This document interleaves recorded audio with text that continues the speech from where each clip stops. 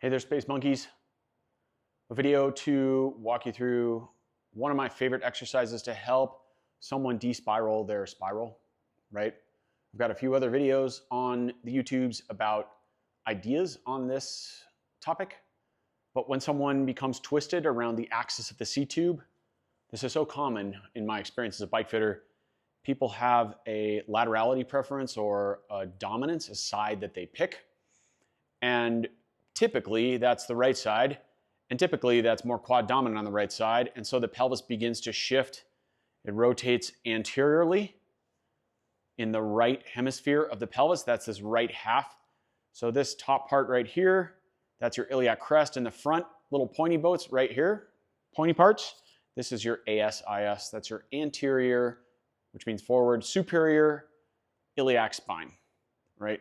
You didn't think this was part of your spine, but in anatomy it is. And so we're gonna find ourselves rotating in a pattern like this on the bike quite commonly. So this half of the pelvis comes forward, that's anterior rotation, and the left side is posterior.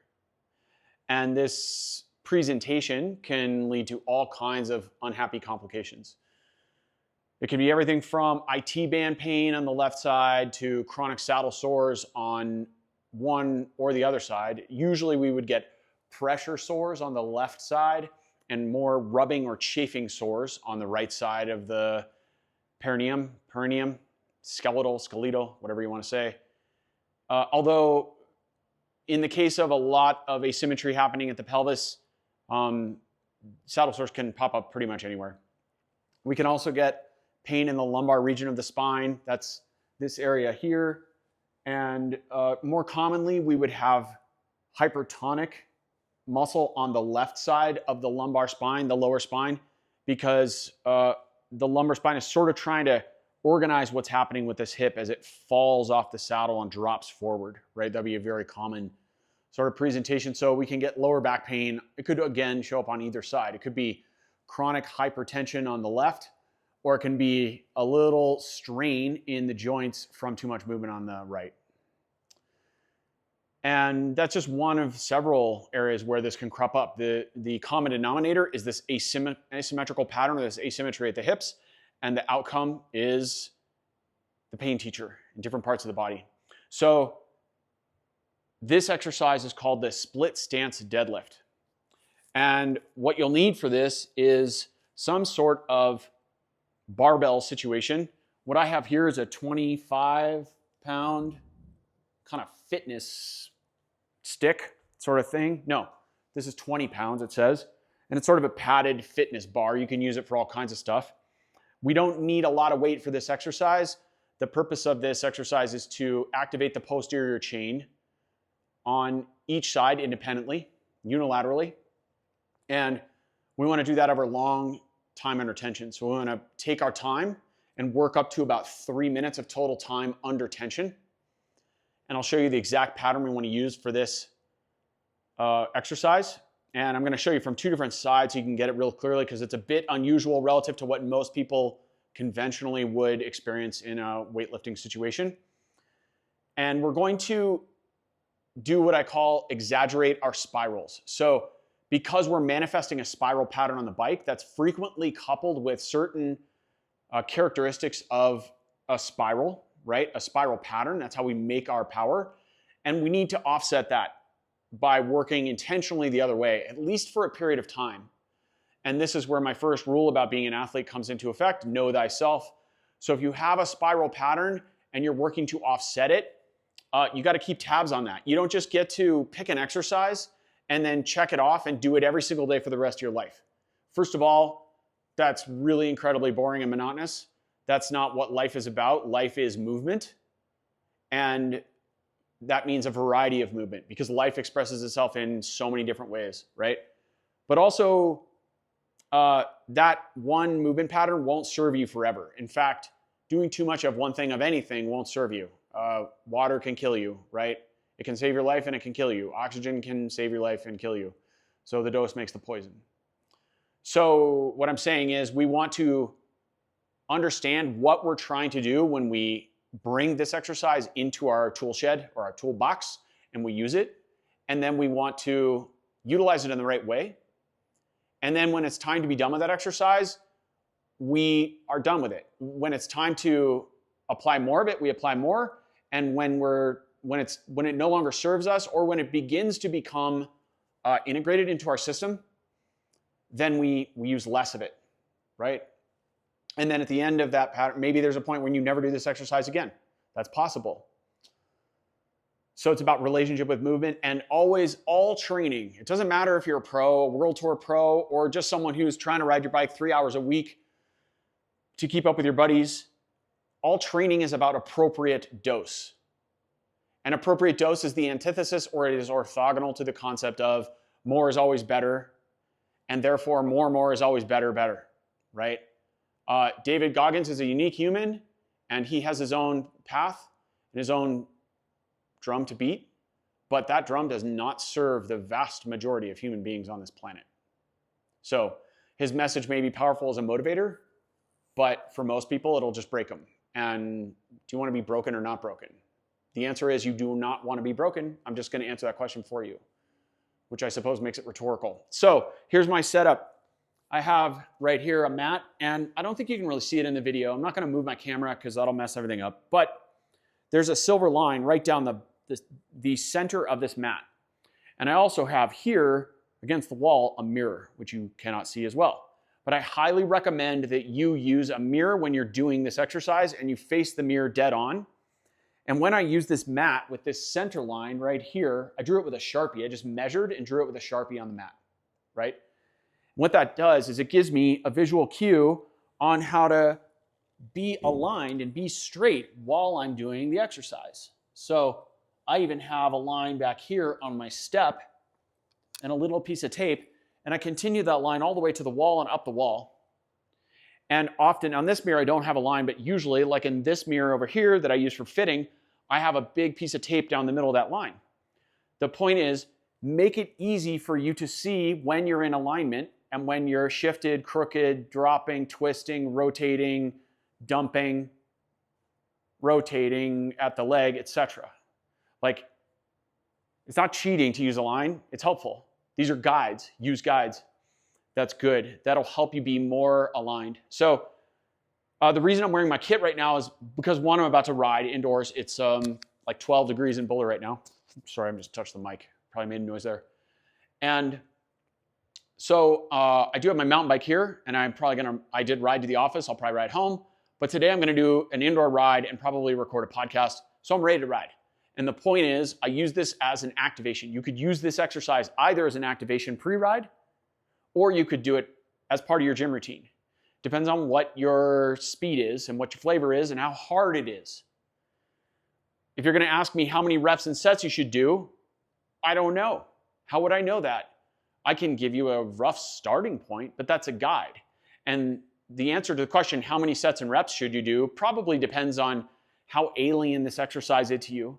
If it's like blowing your mind and your nervous system is having a really hard time getting around it, which would be relatively common, this exercise is a bit unusual, then you probably need to start off with more frequency but lower dose, meaning try one set in the morning, one set in the evening, short set, and then do that for a week, and then start to increase time in the sets or the number of reps in each set, and then begin to do more reps and sets in the sessions but have less frequency. That'd be one way to do it. But I'll give you a generic starting point, 3 sets of 8. That's a great place to maybe start. Again, if you get halfway through the first set and your muscles are exploding in a certain place, that tells us it's really challenging and you want to chill out. Appropriate dose. When we use high number of frequency of sessions of exercise and not many reps, that's a technique that we could say is stolen from Pavel Tsatsouline. He calls this greasing the groove. Like, you jump on the bar, which is right there, you can kind of see it, and do 3 pull-ups. Not a set of 12, not a set of 8, not 6 sets of 16. I can't do 6 sets of 16 for the record. Probably can't even do 3 sets of 8 right now. But pull-ups are things I'm working on. And so I might jump on and do 3 pull-ups. And I might do that 3 or 4 times throughout my day at the office. And I don't care about the recovery in between. I'm just greasing the groove. I'm touching base with this exercise. Another term we can use to describe this is exercise snacks. You are just taking little bite-sized chunks of exercise here and there. So let go of the idea that we have to go to the gym for 45 minutes and smash weights and fail on the last rep of every set. In fact, the vast majority of the time, you do not want to fail on the last rep of every set, rather. We want to finish probably nearly all your sets. I'm talking about all the sets you do in your entire life as a bike rider with 2 perfect reps left in the tank. Novel concept. For those of you who are used to smashing yourself into oblivion, this will be speaking in Portuguese. Okay, so here's my bar, my 20-pound bar, and I'm going to set up about like so on my mat. I'm going to take a step back. Now, frequently when people do this initial setup, they take too big of a step back. We don't need much of a step back here. So I'm going to start about like so. So what is that? That's about the equivalent of me going like this, and then putting my back toe where my heel was. And between the feet, I don't want a lot of stance, meaning I'm not going to set up like this. If I do need to set up like this, it's indicative to me that the athlete is looking for stability. This is a wider base. So if you're very unstable in this exercise, you might need a little more stance width. So I would say hip distance apart is probably baseline. Narrower than that is a little more challenging. Hip width is baseline. Shoulder width, which would be something like this, is a little on the conservative side, and anything past shoulder width says you might even find this exercise too challenging and you need to work on your signal leg balance and ankle stability for a while before you begin to start picking up heavy stuff. Suggestion. I don't know you. You're a person on YouTube. I'm me. So these are general guidelines. Take them for what they are. It's not training advice. It's just thoughts that may be helpful. Okay, so here's my setup. I've stepped back, and I'm going to go ahead and grab this bar. But before I grab this bar, I'm going to pay attention to the fact that I'm hinging at the hip. That means when I bend forward, the axis of rotation is right about where my finger is here. This is the pericardium finger in Chinese medicine or acupuncture. And so here I'm just practicing my hip hinge. And actually, my hip feels a little clunky today, so I think I need this exercise. And notice the difference between a deadlift and a squat. In a deadlift, most of the hinge happens at the hip. And notice what happens to my hip. As I go forward, it has to push backwards. It translates or moves horizontally. Look at my knee, my front knee. There's not much going on at the knee. There it's a little straighter, and here it's a little more bent. But if I was a person who was really quad dominant, I might try to turn my deadlift into a squat. And I would do that, and it would make my deadlift look like this. See the difference? Look how much I'm bending in the knee now. That's turning my deadlift into a squat. I want to make my deadlift a deadlift. Why? Why? Why? We can always ask why. Because the first thing you do, once you get your leg over the top tube of your bike to go for a ride, the first thing you do is hinge forward to get to the bars. So a hip hinge or deadlift is the first requirement, biomechanical requirement, we'll say, of cycling. And if you can't hinge here, you got problems. Because that means you'll hinge here or here in your back. And I'm just going to say this without getting on a tangent. Spines are like hoses. They don't like to be kinked. Cool. So here's my position. I've got my hinge. I'm going to hinge at the hip. And we're not going to go anywhere near this low where the bar's on the ground in the actual movement. We're going to take the bar to about mid-shin. So right to the top of my Azo sock here. That's my goal, just there, right? Remember, if you were using this bar with plates on it and you were deadlifting in a gym, the diameter of the plate would put the bar somewhere, maybe about here, maybe a little below that sock line, but not a whole lot. But we don't need to go for super depth here. What we need to do is build fatigue and neural connection in the system, not in that order. So when I go to hinge forward, the first thing I'm going to do is I'm going to put probably 90% of my weight in this front leg. And immediately, I should feel my quads active. And I can tell if they're active. If I can't feel it neurally in my mind, I can tap on them and I can feel the muscle is taut, right? It's active. And I should also feel my glute turn on a bit. There it is, the magic glute, the unicorn of power right here. The cottage of wattage. We want that baby on. So most of my weight is in that front leg and I immediately feel these muscles lighting up. That's the goal. If not, don't worry, we'll get there. And I'm going to grab that bar and I'm going to cheat it a little bit just to get the bar up and off the ground. But before I take that bar, I'm going to wrap my fingers under. I'm going to tension my shoulders and pin my shoulders back. And just get the bar up to the top. So this will be our starting point, which is a bit backwards for deadlifts. Normally you would start technically the first rep with the bar on the ground. But I'm going to start up here. I'm going to be nice and tall like a tree. Most of my weight is in the front leg. And I'm going to hinge forward. And there's several cues I'm going to give you here, and I'll give you side cues and front cues. And I'm just going to do the exercise as I go. So the first cue is we want the bar to basically trace your thigh and knee. So I'm not out here. And the reason for that is that when the bar traces the thigh and knee, I have to push my butt back more, right? So it encourages us to do that. And it also keeps the center of mass a little further back. And I'm also working on keeping my shoulders pinned so that I'll do a bad example here. Right here, they don't drop forward. See that? That's protraction of the shoulder. This would be centered in the torso. So to explain, if I look at the center of my humerus, the humerus is your upper arm bone, and that humerus should be, when viewed from the side, centered in the line of the torso. It shouldn't be forward or back or elevated or depressed. This would be protracted. This would be retracted, elevated, depressed. So there's our Cartesian coordinate system for our shoulders. By the way, if you can't do this with your shoulder, that means you should do it with your shoulder. Shoulder circles are healthy.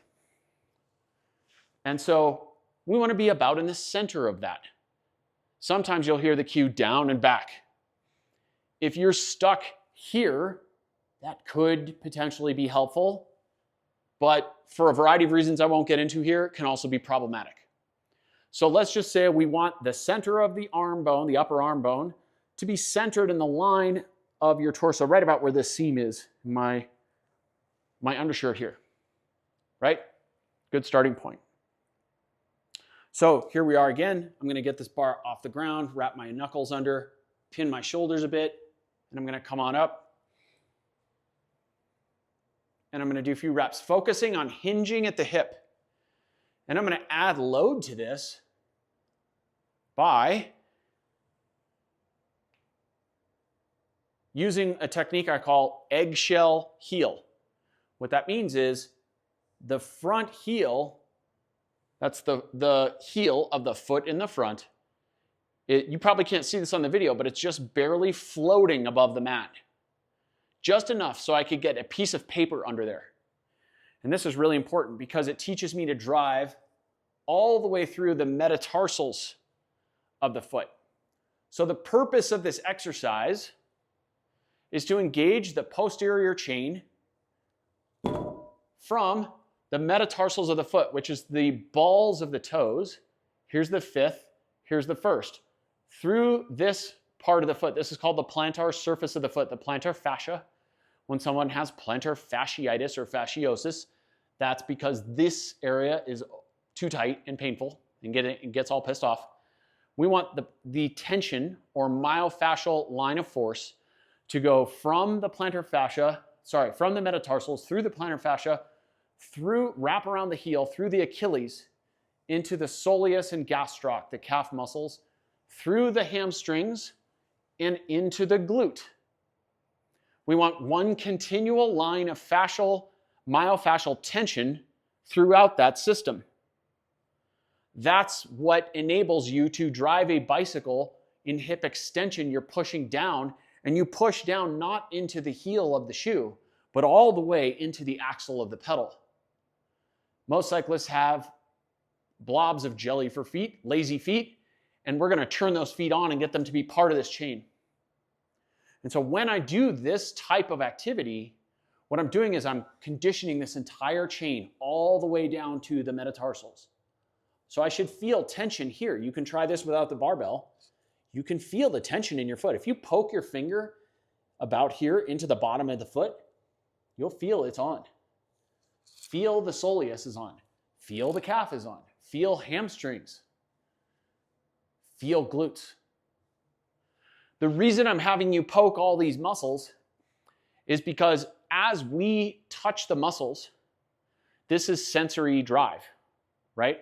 This is a way for us to map our communication with our energy system. If you can't turn on your glute, that's probably because the map in your mind is fuzzy. It's like driving, it's like using your Wahoo or your Garmin or whatever you're using, and the map is out of focus. So you can't quite tell if you're supposed to turn on this street or that alley or this street when you're in the town.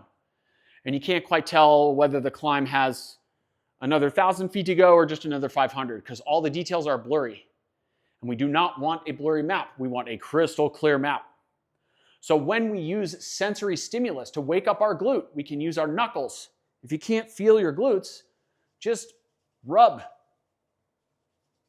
the glute. Rub the glute med. Get the top part of the glute. Get the bottom part of the glute, right where it meets the hamstring. Yes, I'm on YouTube and I'm telling you to rub your butt. Do it. And wake up that area. You can also tap it. This is why in Qigong, we do this technique. We wake up the muscles. We wake up the kidneys, right? We wake up the abdominal viscera with light tapping, gentle tapping. We wake up the muscles. That's just sensory stimulus, right? 3,000-year-old exercise system, way ahead of science. Love it. So now we've got our muscles woken up. We gave them some stimulus. Whenever we give ourselves proprioceptive stimulus like that, sensory stimulus, it just draws the nervous system to that area, draws the attention of the brain to that area, which is what we're trying to do. We're trying to turn the lights on, clarify our map. So here we are again. We've got our bar, and now we're going to do some reps. Eggshell heel. 90% of my weight is in the front. Notice that I'm hinging at the hip. And at the top, I'm going to hopefully come up to neutral, which is tall like a tree. So if you dropped a plumb line from my ear, and I was perfectly on the side, maybe like that more to the camera, in theory, that plumb line would go right through the center of my shoulder, the center of my elbow, the center of my hip, the center of my knee there, and the center of my ankle, plus or minus. That's an aligned plumb, right? But if I don't come up all the way, that looks like this. I'll come up and go. This is really common for bike riders. They stop here. See the problem? Now I'm going to move this barbell.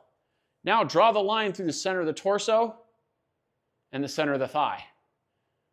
See that angle right there? The apex of this angle? I'm leaned forward about 10 degrees. That would be neutral. That's maybe 10 degrees, roughly. Doesn't matter. The point is, we want to be tall like a tree at the top. We want to open our hips all the way. We want to work our glutes into extension because we don't do that in cycling. So this exercise is both about doing what we do in cycling and also what we don't do in cycling. Cool. Now I'm going to show you the next level of cues. I'm going to face you. And you need to see this head on. I'm going to rotate my mat. We're going to put it about like so. Voila. And I'm going to use the other side. So now I'm starting at the top. And I'm going to do my stance. But here's where the exaggerated spiral comes in. I'm not just doing a split stance deadlift like this. Now this is going to be really easy to see because look at the stripe in my base layer. There you can tell that when I do this, I'm centered. and this is what most people think we want to do in cycling, running, and in deadlifting. And I would argue that if you're going to lift in a way that propagates proper biomechanics, you do not want to be centered. We actually want to instigate some head over foot, and we want to exaggerate our spirals. So here's how you exaggerate a spiral. You exteriorly rotate the femur. Here's the critical point. You can see my line right here on the mat. The inside edge of my foot is parallel to that line. This is why it's so important to have these lines. So the foot always, always, always points in the direction you are going. I'm obviously quite strict about this. Do you see me? Your foot always points where you're going. People get in the gym and they've been told that they should squat with the knees out and the feet out. You can't ride a bike like this. You can't ride a bike like that. Cycling demands that our feet are oriented straight forward or relatively straightforward. And a lot of times I see people who train themselves in this position all the time, and they walk in this position, and then they come on the bike and their feet are like this. What happens then? The knees have to do some weird stuff to try to work around that fascial pattern that they have built into their system. Remember Wolff's Law. Tissue, all tissue, muscle, bone, fascia, ligament, everything responds to the load that you put it under. Right? This is the tissue showing us how you are loading it. It responds to the load you give it. So I want you to load your tissue in a way that gives us the results we want, gives us the orientation we want, based on anatomy. Right? So what's that said principle? Specific adaptation to impose demands. That's all this is. This is Wolff's Law. So when we line up for this split stance deadlift, we're going to make sure that our foot is pointed straight ahead towards our mirror, perpendicular to our mirror rather, and parallel to our line. And then we're going to use our headlight, our kneecap, to bring some external rotation into the femur. Most cyclists have no idea how to do this. And notice that if I leave this barbell on my hips and I exteriorly rotate, or rotate externally, I should say, not exteriorly, wrong word. If I externally rotate my femur, notice what happens to my belly button and my other hip. So I'm on the left leg now, and I am externally rotating my left femur, and my belly button points towards the femur that has the weight on it. That's the left one in this case. And the right hip releases and rolls forward. So when you're doing your split stance deadlift, I want you to exaggerate the spiral. Do more than you would ever do on the bike. Why? Because you're recoding your system to carry load properly. Okay, 90% of weight in the front foot, eggshell heel in the front, external rotation, and head over foot. The more load I put into that left hip, the more my head goes over the left foot. And notice this right here. Draw a line straight down from my nose. It is centered more or less over my toes. I'm not here. I'm here. See the difference? Incorrect. Correct. Eggshell heel in the front. You notice I'm stepping back with the back foot. It doesn't really matter that much what happens with the back foot. Who cares? All that matters is this right hip is allowed to drop forward and the belly button is pointed towards my left knee. This single exercise right here will change the way you pedal. What matters is the line of force in the front leg. So, clearly, I got a fur on my face. If you are driving all the force through the metatarsals in that front leg, and the back leg is floating around, I don't have 90% on my front leg. I've got 100 when my other leg's in the air. And wow, okay, where do I feel this? I feel this in the plantar surface of the foot. I feel most of it right now in the left calf. But I also feel it in the left hamstring and all the way to the glute.